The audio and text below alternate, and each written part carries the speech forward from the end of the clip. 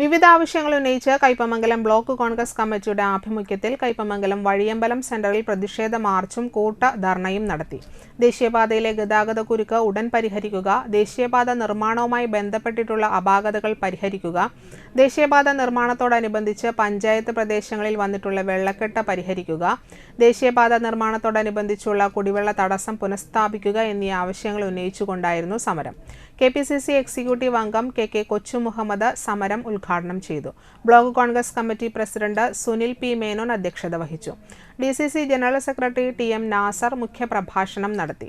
ജില്ലാ കോൺഗ്രസ് സെക്രട്ടറിമാരായ CS Raveendran, CC Baburaj, DCC അംഗങ്ങളായ സജയ് വയനപ്പിള്ളി, മണി കാവുങ്ങൽ, നേതാക്കളായ CJ Paulson, Suresh Kochuveettil, Beena Surendran, PM Saleem, PS Shahir, Anas Aboobacker, CJ Joshy, Davis, KK Kuttan, KV Abdul Majeed, Sheela Viswambharan, PA Afsal എന്നിവർ സംസാരിച്ചു.